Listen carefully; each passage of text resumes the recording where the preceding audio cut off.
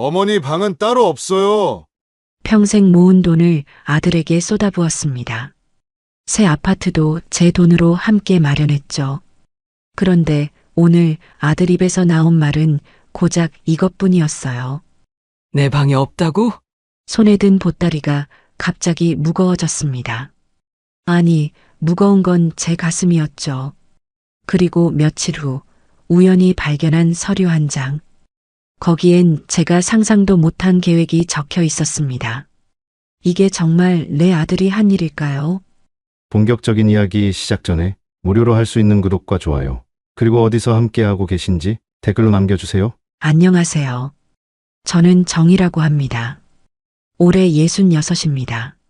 시골에서 평생 땅을 일구며 살아온 평범한 농사꾼이었죠. 오늘 이야기하려는 건 제 인생에서 가장 기쁠 줄만 알았던 날에 관한 것입니다. 그런데 그날은 제게 기쁨이 아니라 깊은 상처로 남았습니다. 오늘 아침 저는 아들 도윤이가 마련한 강남 아파트에 도착했습니다. 현관문을 열고 들어서는 순간 눈앞에 펼쳐진 넓은 거실과 깨끗한 인테리어에 마음이 벅차올랐습니다. 아들이 드디어 이런 집을 장만했구나. 그 생각에 가슴이 뭉클했죠. 이 아파트를 마련하는데 제 돈도 들어갔습니다. 적은 금액이 아니었어요. 평생 흙일 마다하지 않고 모은 돈이었거든요. 새벽같이 일어나 밭에 나가고 허리 아픈 것도 참으며 농사 지은 세월의 결실이었습니다. 아들이 좋은 곳에서 살 수 있다면 그게 제 기쁨이라고 생각했습니다. 거실 한가운데 서서 주위를 둘러보았습니다. 햇살이 창문을 통해 쏟아져 들어왔어요. 바닥에 따뜻한 마루, 깔끔하게 정돈된 주방, 벽에 걸린 세련된 시계까지 모든 게 새 것이었습니다. 제가 평생 살아온 시골집과는 너무나 달랐죠. 아들 도윤이는 현관 옆에서 짐을 정리하고 있었습니다. 35살 제법 의젓한 나이가 되었지만 제 눈엔 여전히 어린아이 같았어요. 그래서 그랬는지 모릅니다. 제가 너무 큰 기대를 했던 것 같습니다. 저는 조심스럽게 물었습니다. 도윤아, 그럼 내 방은 어디니? 그 순간 도윤이가 짐 정리하던 손을 멈췄습니다.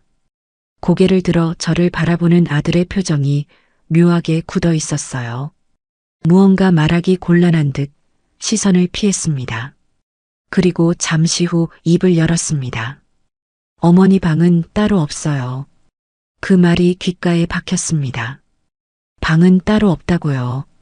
아들의 목소리는 차분했지만 그 안에 담긴 냉기가 제 가슴을 얼어붙게 만들었습니다. 저는 그 자리에 그대로 서 있었어요. 손에 들고 있던 작은 보따리가 갑자기 무겁게 느껴졌습니다.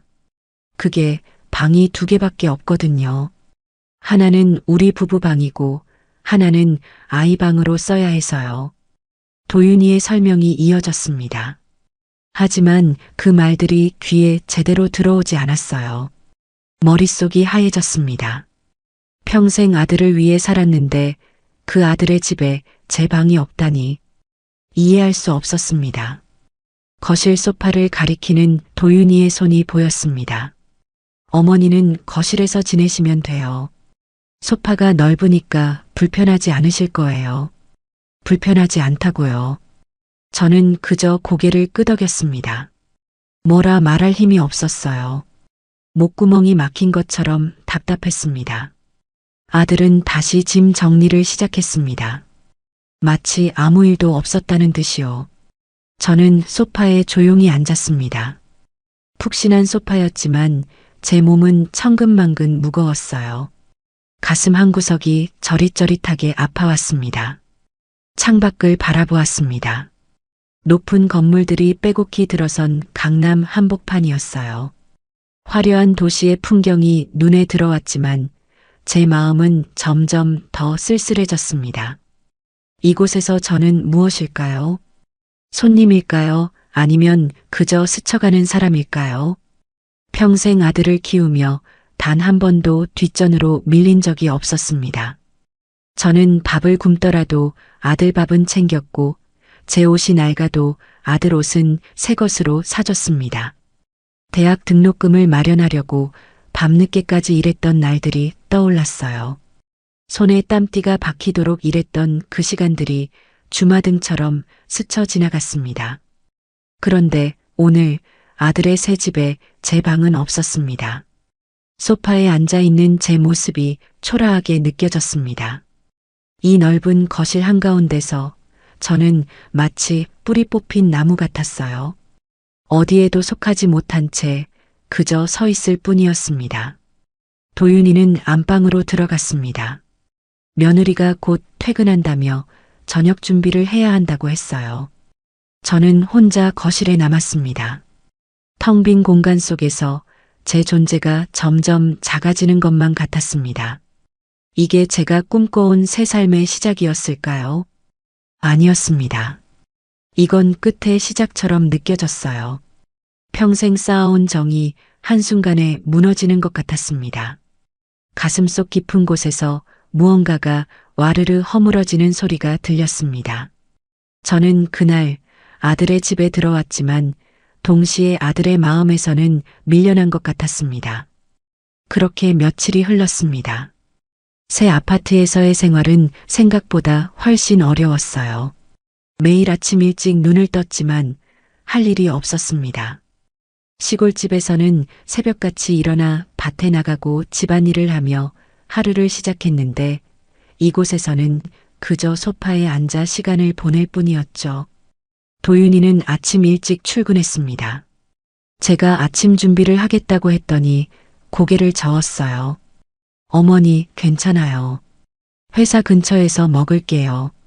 그러고는 서둘러 현관문을 나섰습니다. 인사도 짧았어요. 아들의 뒷모습을 바라보며 저는 그저 입술만 깨물었습니다. 며느리 수지는 도윤이보다 조금 늦게 일어났습니다. 세련된 정장 차림으로 부엌에 들어선 며느리는 간단히 커피만 내려 마셨어요.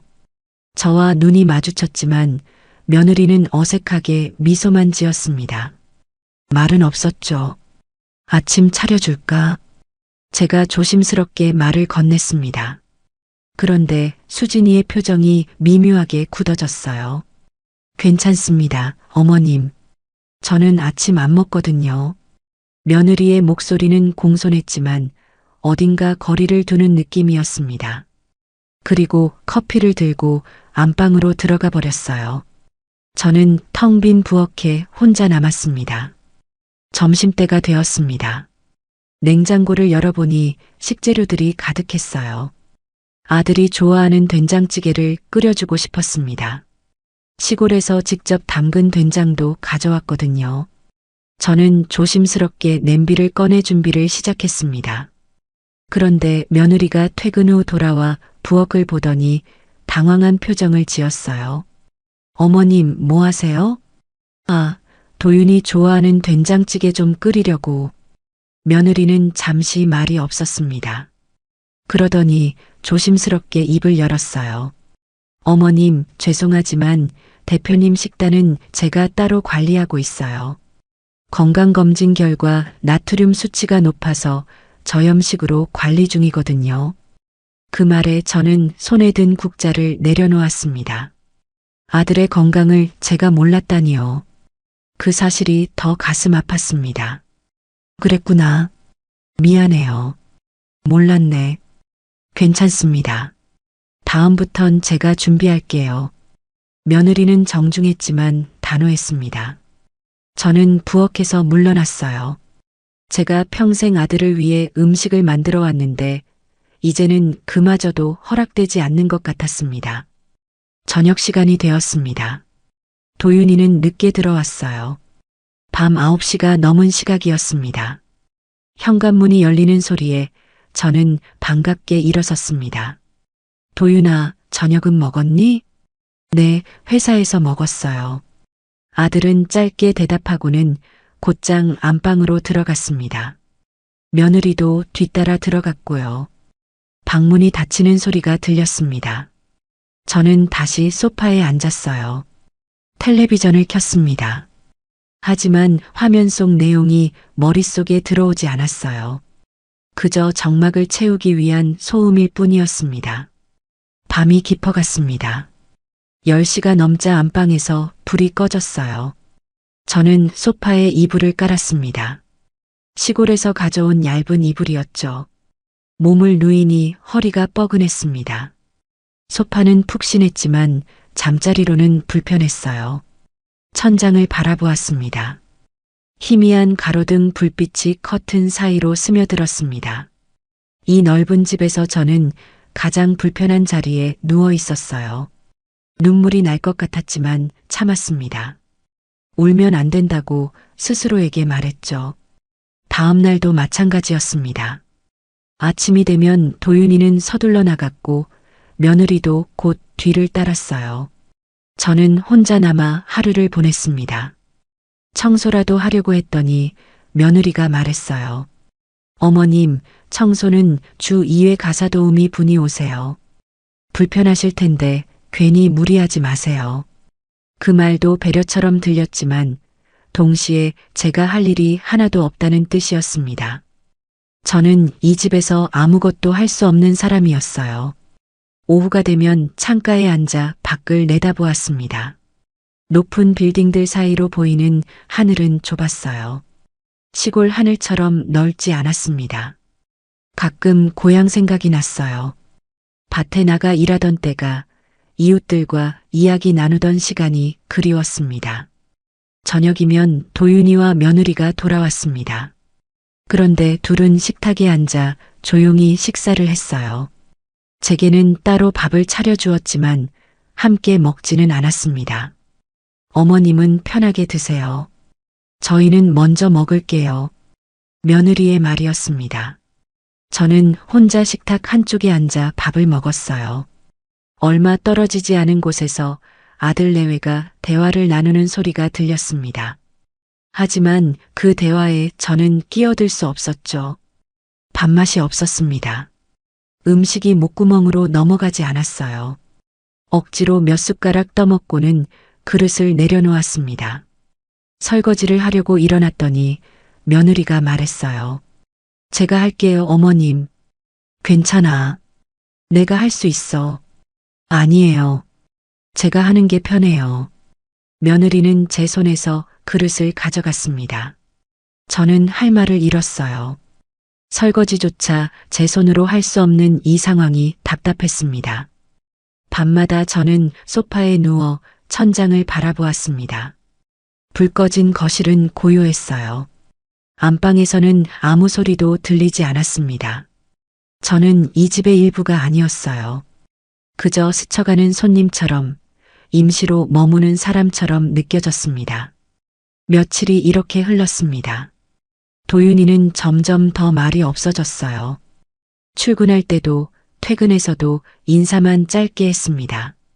제가 말을 걸면 네 또는 알겠어요 라고만 대답했죠.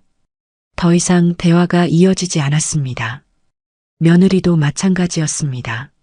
며느리는 저를 대하는 태도가 공손했지만 동시에 냉정했어요. 필요한 말만 했고 그 이상은 하지 않았습니다. 며느리가 아니라 업무를 처리하는 비서 같았어요. 어느 날 저녁 저는 용기를 내어 도윤이에게 물었습니다. 도윤아, 내가 여기 있는 게 불편하니? 도윤이는 잠시 멈칫했습니다. 그리고 고개를 저었어요. 아니에요, 어머니. 왜요? 하지만 그 대답은 진심처럼 들리지 않았습니다. 도윤이는 곧 방으로 들어가 버렸어요. 저는 그 뒷모습을 보며 마음이 무너졌습니다. 이 집에서 저는 점점 투명 인간이 되어가고 있었습니다. 아무도 제게 관심을 두지 않았어요. 제가 뭘 하든 어디 있든 상관없다는 듯 했습니다. 평생 아들을 위해 살아온 저에게 이보다 더한 외로움은 없었습니다. 그날 밤도 저는 소파에 누워 잠을 청했습니다. 하지만 잠이 오지 않았어요. 가슴속 깊은 곳에서 무언가가 서서히 무너져 내리는 걸 느꼈습니다. 제가 여기서 버틸 수 있을까요? 아니, 버텨야 할 이유가 있을까요? 그런 생각들이 머릿속을 맴돌았습니다. 일주일째 되던 날이었습니다. 그날도 저는 거실에서 하루를 보내고 있었어요. 도윤이와 며느리는 출근했고 집은 고요했습니다. 텔레비전을 켰다가 껐다가를 반복하며 시간을 보냈죠. 점심때가 되어 부엌으로 갔습니다. 간단히 라면이라도 끓여 먹으려고요. 냄비에 물을 올리고 식탁 위를 정리하는데 서류 몇 장이 놓여 있었어요. 아마 도윤이가 출근하며 두고 간 것 같았습니다. 무심코 그 서류를 집어들었습니다. 그냥 치우려던 참이었어요. 그런데 제목이 눈에 들어왔습니다. 장기 모친 부양 플랜이라고 적혀 있었죠. 손이 멈췄습니다. 모친이라니 그건 저를 말하는 거였어요. 가슴이 덜컥 내려앉는 느낌이 들었습니다. 저도 모르게 서류를 펼쳐보았어요. 첫 페이지에는 일정표가 있었습니다. 세밀하게 작성된 표였어요. 1단계 적응 기간 2주, 2단계 시설 방문 및 상담 1개월, 3단계 입소 준비 2주, 4단계 정식 입소라고 적혀 있었습니다. 손이 떨렸습니다. 시설이라는 말은 요양원을 의미하는 거였죠. 저를 요양원에 보낼 계획이었던 겁니다. 그것도 이렇게 치밀하게 단계를 나눠서요. 다음 페이지를 넘겼습니다. 비용 분석표가 나왔어요. 요양원 월 비용, 의료비, 기타 지출 항목이 세세하게 정리되어 있었습니다. 그리고 비용 분산 방안이라는 항목에는 모친 예금 활용이라고 적혀 있었어요. 제 가슴이 답답해졌습니다. 예금이라는 건 제가 평생 모은 돈을 말하는 거였죠. 아들 아파트 마련에 보탠 후 남은 적은 금액이었지만 그마저도 계획에 포함되어 있었습니다. 마지막 페이지에는 담당자 이름이 있었습니다. 며느리였어요. 서명까지 되어 있었죠. 그녀가 이 모든 계획을 작성한 거였습니다. 서류를 든 손이 부들부들 떨렸습니다. 숨이 막혔어요. 이게 무슨 일인가 싶었습니다. 제 아들이 그리고 며느리가 저를 이렇게 계획적으로 내보낼 준비를 하고 있었다니요. 저는 서류를 식탁 위에 내려놓았습니다. 라면 끓이던 일도 잊었어요. 그저 의자에 앉아 멍하니 앞을 바라보았습니다. 머릿속이 하얘졌죠. 얼마나 시간이 흘렀을까요? 현관문이 열리는 소리가 들렸습니다. 도윤이가 일찍 퇴근한 거였어요. 저는 자리에서 일어나지 못했습니다. 다리에 힘이 풀려 있었거든요. 어머니, 집에 계셨네요. 도윤이가 거실로 들어왔습니다. 그리고 식탁 위에 서류를 발견했어요.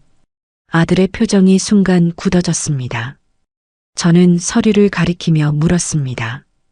도윤아, 이게 뭐니? 목소리가 떨렸습니다. 최대한 평정을 유지하려 했지만 어려웠어요. 도윤이는 잠시 침묵했습니다.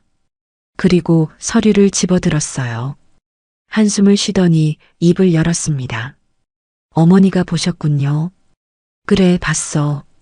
이게 도대체 무슨 일이니? 어머니를 위한 계획이에요. 도윤이의 목소리는 담담했습니다.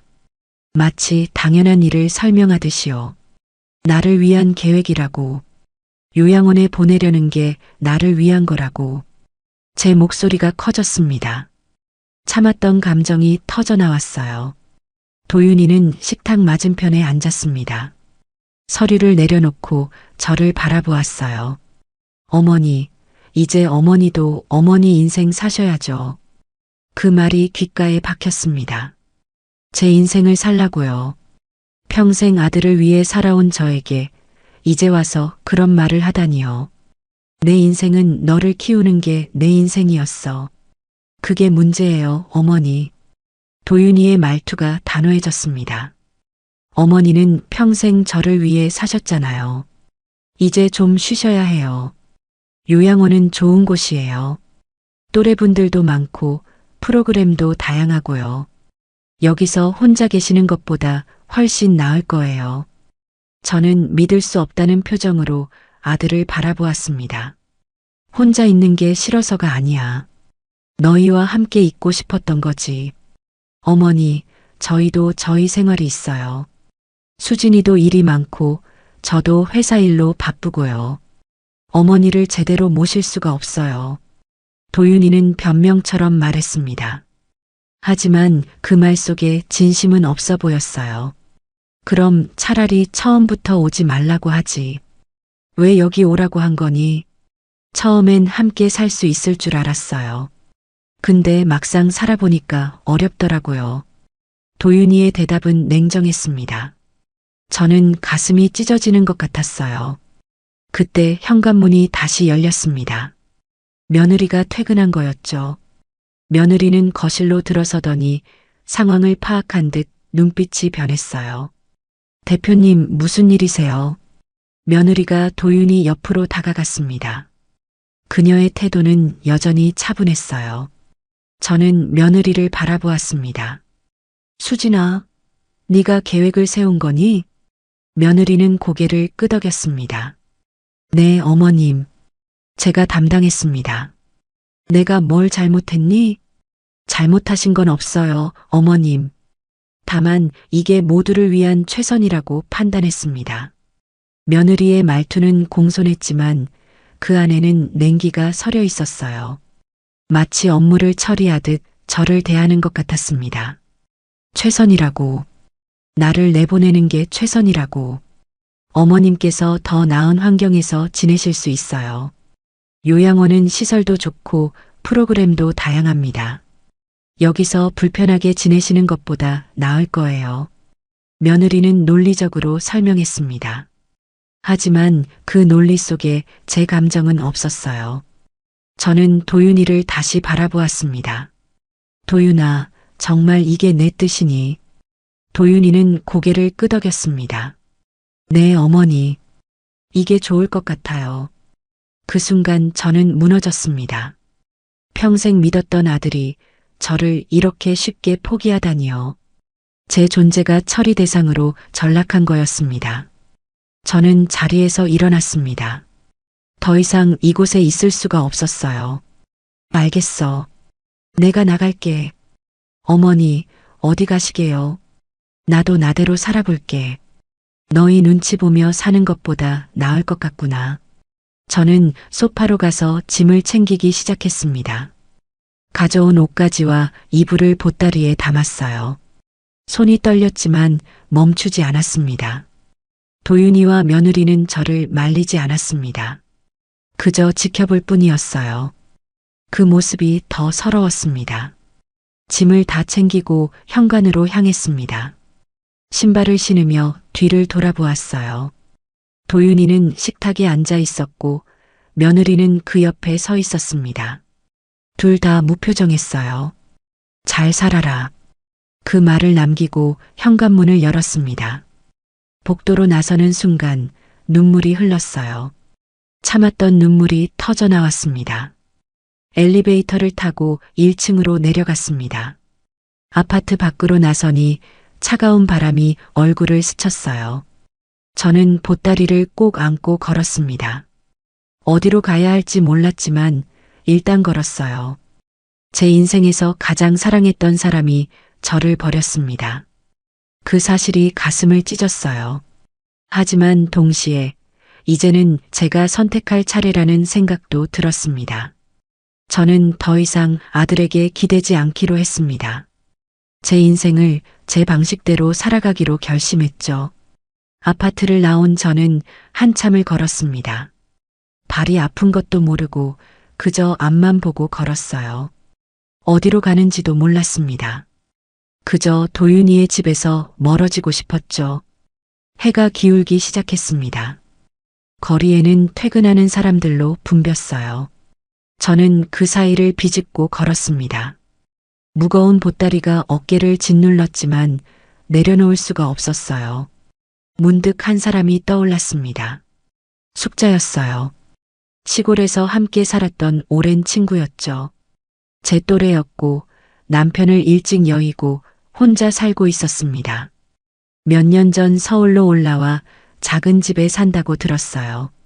저는 휴대폰을 꺼내 숙자에게 전화를 걸었습니다. 신호음이 몇 번 울렸어요. 그리고 익숙한 목소리가 들렸습니다. 여보세요. 숙자야, 나야. 정희. 어머, 정희야. 무슨 일이야? 목소리가 반가웠습니다. 그 순간 눈물이 다시 차올랐어요. 내가 지금 갈 곳이 없어서 그러는데 너희 집에 잠깐 가도 될까? 무슨 소리야? 당연하지. 어서 와. 주소 보낼게.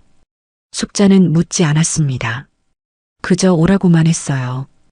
그 따뜻함이 고마웠습니다. 택시를 잡아 타고 숙자의 집으로 향했습니다. 서울 외곽의 작은 빌라였어요. 도착해서 문을 두드리니 숙자가 반갑게 맞아주었습니다. 어서 와, 정희야. 숙자는 저를 안았습니다. 그 품이 너무나 따뜻했어요. 참았던 눈물이 터져 나왔습니다. 저는 숙자의 어깨에 얼굴을 묻고 소리내어 울었어요. 왜 그래, 정희야? 무슨 일 있어? 숙자는 제 등을 토닥이며 위로해 주었습니다. 말없이 안아주는 그 손길이 제게는 큰 힘이 되었죠. 한참을 울고 나니 마음이 조금 진정되었습니다. 숙자는 저를 안방으로 안내했어요. 작지만 아늑한 방이었습니다. 일단 씻고 나와. 따뜻한 국이라도 끓여줄게. 숙자는 수건을 건네며 말했습니다. 저는 고개를 끄덕이고 욕실로 들어갔어요. 거울에 비친 제 모습은 초라했습니다. 눈이 퉁퉁 부어 있었고 얼굴은 헬쑥했어요. 샤워를 하고 나오니 식탁에 된장찌개와 밥이 차려져 있었습니다. 구수한 냄새가 코끝을 스쳤어요. 숙자가 의자를 권했습니다. 앉아서 먹어. 아무것도 안 먹었지. 응, 고마워. 저는 숟가락을 들었습니다. 첫 숟가락을 뜨는데 눈물이 또 났어요. 이 맛이었습니다. 시골에서 먹던 그 따뜻한 맛이었죠. 맛있다, 숙자야. 많이 먹어. 살도 빠진 것 같은데. 숙자는 저를 바라보며 안타까운 표정을 지었습니다. 저는 밥을 먹으며 조금씩 마음이 풀렸어요. 식사를 마치고 저는 숙자에게 모든 이야기를 털어놓았습니다. 아들의 새 집에 방이 없었던 일, 며느리의 차가운 태도, 그리고 요양원 계획서를 발견한 일까지요. 말하는 동안 가슴이 또 먹먹해졌습니다. 숙자는 말없이 들어주었습니다. 그리고 한숨을 쉬었어요. 정희야, 그렇게 살면 안 돼. 뭐가? 언제까지 아들 뒤만 따라다닐 거야. 너도 너 삶 살아야지. 숙자의 말이 가슴에 꽂혔습니다. 서운했어요. 제 친구마저 그런 말을 하다니요. 숙자야, 아들이 내 전부였는데 그 애 아니면 내가 뭘 하며 살아. 그게 잘못된 거야, 정희야. 아들은 아들 인생이 있어. 너도 내 인생이 있고 평생 아들만 바라보고 살 순 없어. 숙자의 목소리는 단호했습니다. 하지만 그 안에 따뜻함이 있었어요. 근데 나한테 뭐가 있어? 아들 빼곤 아무것도 없는데.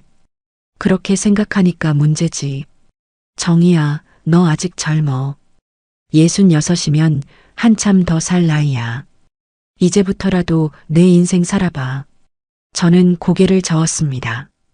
이해할 수 없었어요. 내 인생을 산다는 게 뭔데? 내가 하고 싶은 거 하면서 사는 거지. 아들 눈치 보지 말고, 며느리 비위 맞추지 말고, 그냥 내가 편한 대로 살아보라고. 숙자는 제 손을 잡았습니다. 그 손이 따뜻했어요. 나도 처음엔 혼자 사는 게 무서웠어. 남편 없이 어떻게 사나 싶었지. 근데 막상 살아보니까 괜찮더라. 아니, 오히려 좋았어. 내 마음대로 할 수 있으니까. 숙자의 얼굴에는 미소가 번졌습니다. 진심 어린 미소였어요. 넌 지금 뭐 하며 지내? 요가도 배우고 시니어 센터에서 봉사활동도 해. 친구들도 많이 사귀었어. 생각보다 할 일이 많더라고. 숙자는 자신의 생활을 이야기했습니다. 그 모습이 행복해 보였어요. 저는 부러웠습니다. 나도 그렇게 살 수 있을까? 당연하지. 정희야, 너 지금이라도 늦지 않았어. 아들한테서 벗어나. 그게 너한테도 아들한테도 좋은 거야. 숙자의 말이 천천히 마음속으로 스며들었습니다. 처음엔 받아들이기 힘들었지만 곰곰이 생각해보니 맞는 말 같았어요. 저는 평생 아들만 바라보고 살았습니다. 제 삶은 뒷전이었죠. 아들이 잘 되는 게 곧 제 행복이라고 믿었어요. 하지만 그 아들이 이제는 저를 원하지 않았습니다. 그렇다면 이제 어떻게 해야 할까요? 아들에게 계속 매달려야 할까요? 아니면 숙자 말대로 제 삶을 찾아야 할까요? 정희야, 너 아들한테 준 돈 남은 거 있지? 응, 조금 있어. 아파트 살 때 다 쓰진 않았거든. 그럼 그 돈으로 작은 방이라도 하나 얻어. 시골 내려가도 되고. 그리고 내가 하고 싶은 거 하면서 살아봐. 숙자의 제안이었습니다. 저는 잠시 생각에 잠겼어요. 시골로 돌아가는 것도 나쁘지 않았습니다. 익숙한 곳이었고 아는 사람들도 많았죠. 거기서 조용히 살 수도 있었어요. 근데 아들이 뭐라고 하지 않을까? 아들이 뭐래든 상관없어.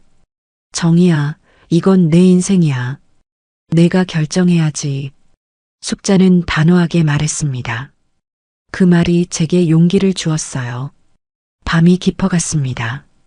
숙자는 제게 방을 내주고 자신은 거실에서 잤어요.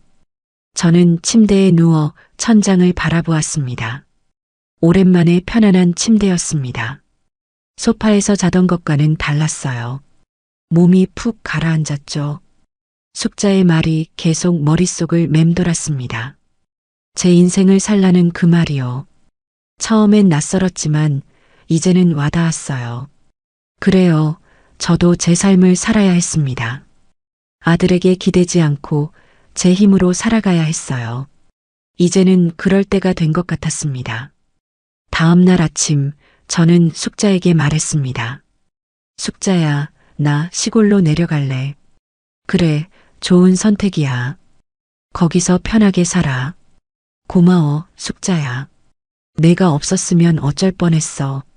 무슨 소리야? 친구 좋다는 게 이런 거지. 숙자는 제 손을 꼭 잡았습니다. 그 손길이 든든했어요. 저는 그날 숙자네 집을 나왔습니다.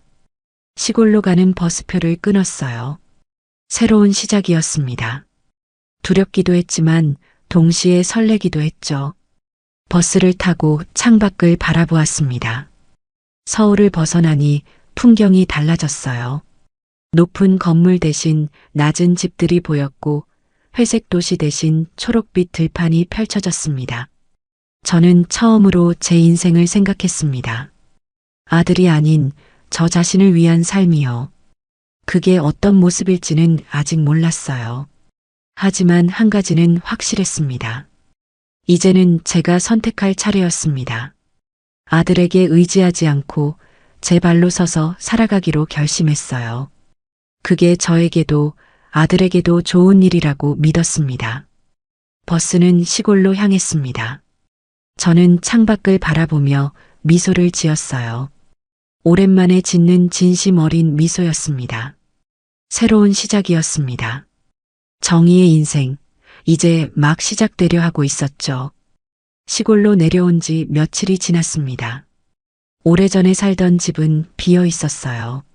먼지가 쌓여 있었지만 청소를 하고 나니 살만했습니다. 작은 마당에는 들풀이 자라 있었죠. 짐을 정리하던 어느 날 오후였습니다. 문을 두드리는 소리가 들렸어요. 누굴까 싶어 문을 열었는데 뜻밖에도 며느리가 서 있었습니다. 어머님, 며느리는 조용히 인사했습니다. 평소와 달리 캐주얼한 옷차림이었어요. 정장이 아니라 편한 니트와 청바지였죠. 저는 당황했습니다. 어떻게 여기까지 왔을까요? 들어와라. 저는 문을 열어주었습니다. 며느리는 신발을 벗고 조심스럽게 안으로 들어왔어요. 거실에 마주 앉았습니다. 어색한 침묵이 흘렀죠. 며느리가 먼저 입을 열었습니다. 어머님, 제가 드릴 말씀이 있어서 왔습니다. 그녀의 목소리는 평소보다 부드러웠습니다.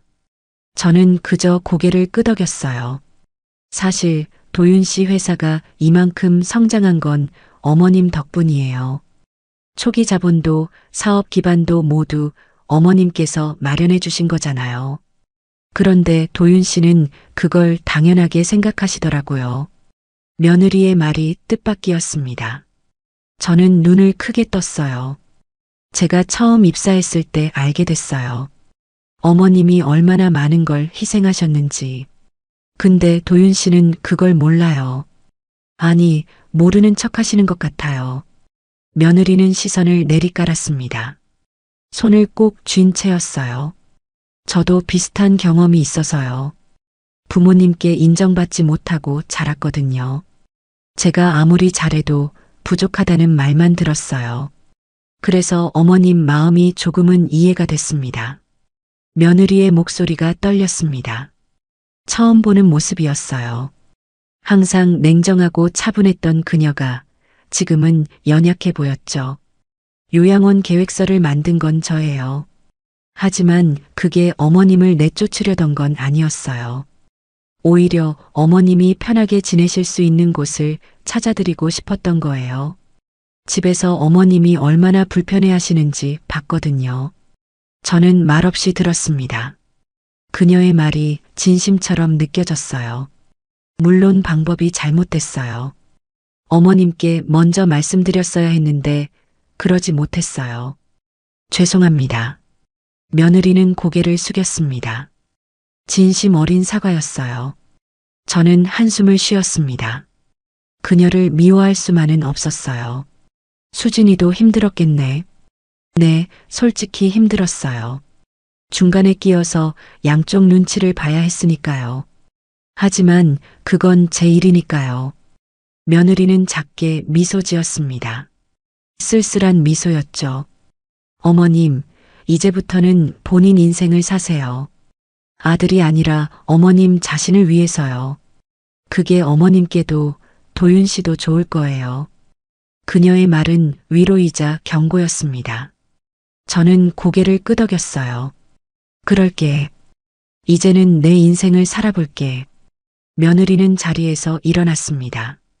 떠날 준비를 하는 그녀를 보며 저는 한 가지를 물었습니다. 수진아, 너는 행복하니? 며느리는 잠시 멈췄습니다. 그리고 대답했어요. 글쎄요. 행복한지는 모르겠어요. 하지만 제 선택이니까 후회는 안 해요. 그 말이 묘하게 와닿았습니다. 저도 이제 제 선택을 해야 했어요. 후회 없는 선택이요. 며느리는 현관으로 향했습니다. 신발을 신으며 마지막 인사를 했어요. 어머님 건강하세요. 그리고 행복하세요. 며느리는 고개를 숙이고 문을 나섰습니다. 저는 그 뒷모습을 바라보았어요. 어쩐지 쓸쓸해 보였습니다. 혼자 남은 거실에서 저는 생각에 잠겼습니다. 며느리의 말이 계속 맴돌았어요. 제 인생을 살라는 그 말이요. 맞았습니다. 이제는 저를 위해 살아야 했어요. 아들도 며느리도 아닌 오직 저 자신을 위해서요. 창밖을 바라보았습니다. 해가 저물고 있었어요. 붉은 노을이 하늘을 물들였죠. 아름다웠습니다. 저는 미소를 지었습니다. 오랜만에 마음이 편안했어요. 이제부터가 진짜 제 인생이라는 생각이 들었죠. 새로운 시작이었습니다. 정희의 두 번째 인생이 막 펼쳐지려 하고 있었어요. 며느리가 떠난 후 저는 본격적으로 새로운 삶을 준비했습니다. 시골집을 정리하고 다시 서울로 올라왔어요. 숙자가 당분간 자기 집에 머물라고 했거든요. 숙자의 집은 작았지만 따뜻했습니다. 아침마다 함께 식사를 하고 저녁이면 차를 마시며 이야기를 나눴어요. 오랜만에 느끼는 편안함이었죠. 일주일쯤 지났을 때 숙자가 제안을 했습니다. 정희야, 나랑 같이 도서관 봉사 안 할래? 도서관 봉사? 응, 동네 도서관에서 아이들한테 책 읽어주는 거야. 재미있어. 숙자는 벌써 몇 년째 그 일을 하고 있다고 했어요. 저는 고개를 끄덕였습니다. 좋아. 해볼게. 다음 날부터 저는 숙자를 따라 도서관에 갔습니다. 작은 동네 도서관이었어요. 아담하지만 책으로 가득했죠. 아이들이 우르르 몰려왔습니다. 저는 동화책을 펼쳐 읽어주기 시작했어요. 처음엔 떨렸지만 아이들의 반짝이는 눈을 보니 자신감이 생겼습니다. 할머니, 다음 이야기도 들려주세요. 한 아이가 조르듯 말했습니다. 저는 웃으며 고개를 끄덕였어요. 그래, 다음에 또 올게. 집으로 돌아오는 길 마음이 가벼웠습니다. 오랜만에 느끼는 뿌듯함이었어요. 누군가에게 필요한 사람이 된 것 같았죠. 그렇게 일주일, 한 달이 흘렀습니다. 도서관 봉사는 제 일상이 되었어요. 아이들은 저를 기다렸고 저도 아이들을 만나는 게 즐거웠습니다. 어느 날 도서관에서 한 여자를 만났습니다. 영숙이라는 분이었어요. 저와 비슷한 나이였죠. 그녀도 봉사활동을 하고 있었습니다. 정혜 씨, 우리 차라도 한잔 할까요? 영숙 씨가 제안했습니다. 저는 흔쾌히 응했어요. 근처 카페에 앉아 이야기를 나눴습니다. 영숙 씨도 혼자 사는 분이었어요. 남편과 사별하고 자식들은 각자 바쁘게 산다고 했죠. 그래도 이렇게 활동하니까 외롭지 않더라고요. 영숙 씨는 환하게 웃었습니다. 저는 그 미소가 부러웠어요. 저도 그래요. 요즘 마음이 많이 편해졌어요. 정혜 씨, 우리 같이 요가 수업도 들어요. 시니어 센터에서 무료로 해주거든요. 정말요? 그럼 한번 가볼까요? 영숙 씨를 통해 제 생활은 더욱 풍성해졌습니다. 요가 수업도 듣고 시니어 센터에서 다른 분들도 만났어요. 또래 친구들이 생겼죠. 처음으로 저는 윤정이로 살고 있었습니다. 누구의 엄마도 누구의 며느리도 아닌 그냥 저 자신으로요. 어색했지만 동시에 자유로웠어요. 한 달 반쯤 지났을 때 휴대폰이 울렸습니다. 도윤이었어요. 오랜만에 보는 이름이었죠. 저는 잠시 망설였습니다. 받아야 할까요? 결국 전화를 받았습니다. 여보세요. 어머니, 저예요. 아들의 목소리가 들렸습니다. 예전 같으면 가슴이 뛰었을 텐데 이제는 그저 담담했어요. 응, 무슨 일이니? 어머니 어디 계세요? 연락이 안 돼서요. 시골에서 잘 지내고 있어. 시골요? 거기서 뭐 하시는데요? 도윤이의 목소리에 당황이 묻어났습니다. 저는 차분히 대답했어요. 친구도 만나고 봉사활동도 하고 그래. 괜찮아. 어머니, 그게 회사 일이 좀 어려워졌어요. 초기 투자자들이 문제를 제기해서요. 어머니가 투자하셨던 부분 관련해서요. 그 말에 저는 눈썹을 치켜 올렸습니다. 회사가 어려워졌다고요. 내가 투자한 건 넣어주려고 준 거야. 돌려받을 생각 없어? 아니, 그게 아니라요. 법적으로 어머니 지분이 있어서요. 어머니 동의가 필요한 일들이 있거든요. 도윤이는 다급하게 설명했습니다. 저는 조용히 들었어요. 그래. 그럼 서류 보내. 확인해 볼게. 어머니, 직접 오실 수 없어요. 이야기 좀 해야 할 것 같은데요. 지금은 안 돼. 나 바빠. 저는 단호하게 말했습니다. 예전 같으면 달려갔을 거예요. 하지만 이제는 아니었죠. 어머니, 도윤아, 나도 내 인생 살아야겠어. 내가 그러라고 했잖아. 그 말을 남기고 전화를 끊었습니다. 손이 떨렸지만 후회는 없었어요. 숙자가 옆에서 물었습니다. 아들이야. 응, 회사 일로 연락 왔대. 뭐라고 했어? 바쁘다고 했지. 숙자는 제 어깨를 토닥였습니다. 잘했어, 정희야. 이제 넌 내 시간이 소중한 거야. 그날 밤 저는 오랜만에 편히 잠들었습니다. 아들 걱정으로 잠 못 이루던 날들이 거짓말처럼 사라졌어요. 며칠 후 며느리에게서 문자가 왔습니다. 어머님, 법적 서류 검토 부탁드립니다. 어머님 서명 없이는 진행이 어렵습니다. 저는 답장을 보냈어요. 바쁘니 다음 주에 볼게요. 예전에 저라면 당장 달려갔을 겁니다. 하지만 이제는 달랐어요. 제 시간이 더 중요했죠. 도서관에서는 아이들이 저를 기다리고 있었습니다. 요가 수업에서는 친구들이 반겨주었어요. 저녁이면 숙자, 영숙 씨와 함께 산책을 했죠. 제 삶은 조용했지만 충만했습니다. 화려하지 않았지만 행복했어요. 누구에게 의지하지 않아도 저 혼자 웃을 수 있었습니다. 한 달이 더 지나고 도윤이 다시 연락을 했습니다. 이번엔 제가 시간을 냈어요. 카페에서 만나기로 했죠. 도윤이는 수척해져 있었습니다. 눈 밑에 다크서클이 짙었어요. 회사 일로 고생하는 게 보였죠. 어머니, 죄송해요. 도윤이가 먼저 입을 열었습니다. 저는 차를 마시며 들었어요. 제가 어머니한테 너무 심했어요. 그동안 어머니가 얼마나 많은 걸 해주셨는지 몰랐어요. 도윤이의 목소리는 떨렸습니다. 진심처럼 들렸어요. 저는 조용히 말했습니다. 도윤아, 이제 와서 미안하다고 하지 마.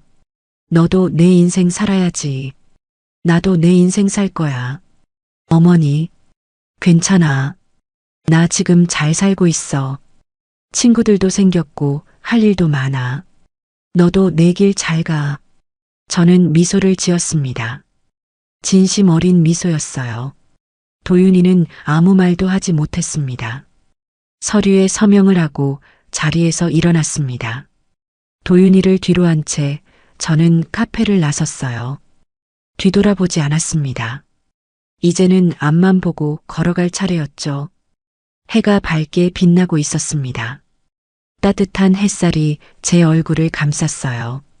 저는 활짝 웃었습니다. 새로운 인생이었습니다. 정희의 진짜 삶이 이제 막 펼쳐지고 있었죠. 도윤의 하루는 점점 무너지고 있었습니다. 회사에 출근하면 쌓인 서류들이 그를 기다렸어요. 투자자들의 항해 전화가 끊이지 않았습니다. 초기 투자 관련 문제가 불거진 거였죠. 대표님, 투자 계약서에 명시된 지분 구조가 불명확합니다. 어머님 명의로 된 부분을 정리하지 않으시면 저희도 더 이상 투자를 지속할 수 없습니다. 주요 투자자가 단호하게 말했습니다. 도윤은 이마를 짚었어요. 머리가 지끈거렸습니다. 어머니 명의로 된 초기 투자금이었습니다. 회사를 설립할 때 어머니가 내주신 돈이었죠. 그때는 당연하다고 생각했어요. 어머니 돈도 제 돈이나 마찬가지라고 여겼습니다. 하지만 지금은 달랐어요. 법적으로 어머니의 지분이 명확히 정리되지 않으면 투자자들이 문제를 제기했습니다. 회사 운영 자체가 위태로워진 거였죠. 도윤은 어머니께 연락을 시도했습니다. 하지만 답이 없었어요. 전화도 받지 않으셨고 문자에도 답장이 없었습니다. 회의실에서 임원들이 모였습니다. 표정들이 어두웠어요. 대표님, 이대로 가면 회사가 위험합니다. 투자금 회수 요구가 들어오면 감당할 수 없어요. 재무이사가 조심스럽게 말했습니다. 도윤은 고개를 끄덕였어요. 알고 있었습니다. 너무나 잘 알고 있었죠. 제가 해결하겠습니다. 도윤은 억지로 자신감 있는 목소리를 냈습니다. 하지만 속으로는 무너지고 있었어요. 회의가 끝나고 사무실로 돌아왔습니다.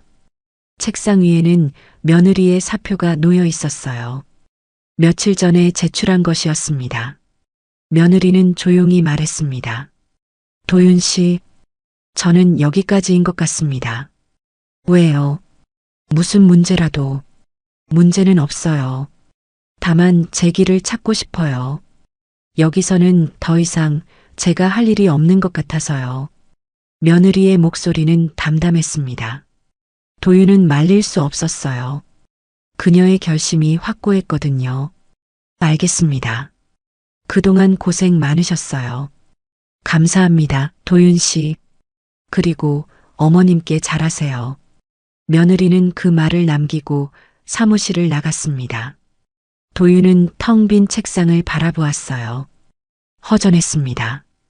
회사는 점점 기울었습니다. 핵심 직원들이 하나둘 떠나기 시작했어요. 투자자들도 발을 빼기 시작했죠. 도윤은 홀로 남았습니다. 밤늦게 집에 돌아왔습니다. 현관문을 열고 들어서니 어둠이 그를 반겼어요. 불을 켜지 않은 집은 냉랭했습니다. 부엌으로 갔습니다. 냉장고를 열었지만 제대로 된 음식이 없었어요. 간편식만 가득했죠. 도윤은 라면을 끓였습니다. 식탁에 혼자 앉아 라면을 먹었습니다. 뜨거운 국물이 목구멍을 타고 내려갔어요. 하지만 맛이 없었습니다. 텁텁하기만 했죠. 문득 어머니가 끓여주시던 된장찌개가 생각났습니다. 구수하고 따뜻했던 그 맛이요. 새벽같이 일어나 준비해 주시던 아침 식사도 떠올랐어요. 도윤은 젓가락을 내려놓았습니다. 먹을 수가 없었어요. 가슴이 답답했습니다. 거실 소파에 앉았습니다. 어머니가 이곳에서 주무셨었죠. 좁고 불편한 곳이었을 텐데 한마디 불평도 없으셨어요. 그때는 몰랐습니다. 어머니가 얼마나 불편하셨을지, 얼마나 외로우셨을지. 도윤은 그저 자신의 생활만 생각했어요. 어머니의 마음은 헤아리지 못했죠. 휴대폰을 꺼냈습니다. 어머니께 메시지를 보냈어요. 어머니, 잘 지내세요. 짧은 메시지였습니다. 더 쓰고 싶었지만 무슨 말을 해야 할지 몰랐어요. 답장은 오지 않았습니다. 1시간이 지나도 2시간이 지나도 어머니는 답하지 않으셨어요.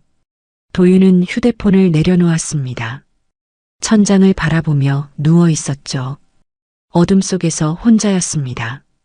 다음 날도 회사는 어려웠습니다. 거래처에서 계약 해지를 통보해 왔어요. 은행에서는 대출 상환을 요구했습니다. 사면 초과였죠. 도윤은 회의실에서 홀로 앉아 있었습니다. 창밖을 내다보았어요. 높은 빌딩들이 보였지만 그 어느 것도 위로가 되지 않았습니다. 어머니가 회사를 위해 내주신 돈이 떠올랐습니다. 평생 모으신 돈이었죠. 농사 지으며 땀 흘리며 모은 그 소중한 돈을요. 도윤은 그걸 너무 쉽게 생각했어요. 어머니 돈도 내 돈이지. 그렇게 생각했던 자신이 부끄러웠습니다. 어머니의 희생을 당연하게 여겼던 거였어요. 저녁이 되어 집으로 돌아왔습니다. 또다시 어두운 집이었어요. 도윤은 불을 켜지 않고 소파에 앉았습니다. 어머니가 계셨다면 지금쯤 따뜻한 저녁을 준비하고 계셨을 거예요. 도윤아, 밥 먹어라 하시며 식탁에 음식을 차리셨겠죠. 그 평범했던 일상이 그리웠습니다. 도윤은 휴대폰을 다시 꺼냈습니다. 어머니께 전화를 걸었어요. 신호음이 길게 울렸습니다. 하지만 받지 않으셨어요.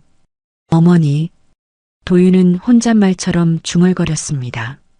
목소리가 떨렸어요. 며칠이 더 지났습니다. 회사는 거의 문을 닫을 지경이었어요.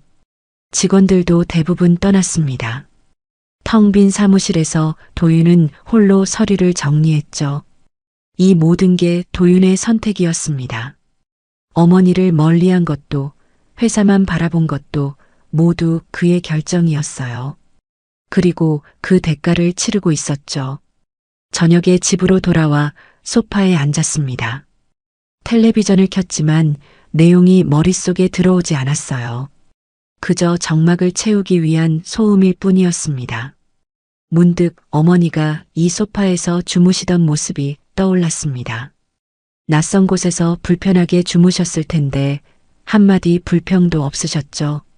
도윤은 그때 어머니의 마음을 몰랐어요. 휴대폰을 다시 꺼냈습니다. 어머니께 메시지를 보냈어요. 어머니, 제가 잘못했어요. 미안해요. 이번엔 조금 더 긴 메시지였습니다. 하지만 여전히 답장은 오지 않았어요. 도윤은 휴대폰을 꼭 쥐었습니다. 가슴이 먹먹했어요. 너무 늦게 깨달았습니다. 어머니의 소중함을, 어머니의 사랑을요. 어머니는 평생 도윤만 바라보고 사셨습니다. 제 삶은 뒷전이었죠. 그런 어머니를 도윤은 외면했어요. 불편하다는 이유로, 귀찮다는 이유로요. 이제 어머니는 답하지 않으셨습니다. 그 침묵이 도윤에게는 더 큰 울림이었어요. 어머니도 이제 제 삶을 사시는 거겠죠. 아들이 아닌 당신 자신을 위해서요. 도윤은 그걸 막을 수 없었습니다. 막아서도 안 됐죠. 어머니에게도 당신만의 삶이 있었으니까요. 밤이 깊어갔습니다. 도윤은 소파에 그대로 앉아 있었어요. 어둠 속에서 혼자였습니다. 회사도 사람도 모두 떠났죠. 남은 건 후회뿐이었습니다. 돌이킬 수 없는 너무 늦은 후회였어요. 창밖을 바라보았습니다. 밤하늘에는 별이 없었어요. 도시의 불빛이 별을 가렸죠. 도윤은 그 어둠 속에서 조용히 눈을 감았습니다. 뒤늦게 깨달은 사랑은 늘 그렇듯 너무 늦은 법이었습니다. 계절이 바뀌었습니다. 여름이 지나고 가을이 왔어요. 단풍이 거리를 물들였죠. 저는 여전히 도서관에서 봉사활동을 하고 있었습니다. 아이들은 이제 저를 윤 선생님이라고 불렀어요. 누구의 엄마도 아닌 그냥 윤정이로서 불리는 이름이었습니다. 윤 선생님, 오늘은 무슨 책 읽어주실 거예요? 한 아이가 눈을 반짝이며 물었습니다. 저는 웃으며 동화책을 펼쳤어요. 오늘은 특별한 이야기야. 자기 길을 찾아 떠난 할머니 이야기지. 아이들이 둘러앉았습니다. 저는 차분히 책을 읽어주었어요. 목소리에 힘이 실렸죠. 도서관 밖으로 나오니 선선한 바람이 불었습니다. 나뭇잎이 바람에 흔들렸어요. 저는 천천히 걸었습니다. 서두를 필요가 없었죠. 요가 수업 시간이었습니다. 시니어 센터로 향했어요. 영숙 씨와 다른 친구들이 반갑게 맞아주었습니다. 정희 씨, 오늘 얼굴이 좋아 보여요. 그래요. 요즘 마음이 편해서 그런가 봐요. 우리는 함께 요가를 했습니다. 몸을 천천히 느리고 숨을 고르게 쉬었어요. 평온했습니다. 저녁이 되어 숙자네 집으로 돌아왔습니다. 숙자가 저녁을 준비하고 있었어요. 오늘도 수고했어, 정희야. 응, 고마워, 숙자야. 우리는 식탁에 마주 앉아 밥을 먹었습니다. 소박한 식사였지만 따뜻했어요. 이런 평범한 일상이 행복이었죠. 며칠 후 도서관에서 책을 읽어주고 있었습니다. 아이들이 집중해서 듣고 있었어요. 저는 이야기에 빠져들었죠. 문득 시선이 느껴졌습니다. 고개를 들어 창밖을 보았어요. 멀리서 누군가 서 있었습니다. 도윤이었습니다. 아들은 도서관 밖에서 저를 바라보고 있었어요. 다가오지 않았습니다. 그저 멀리서 지켜볼 뿐이었죠.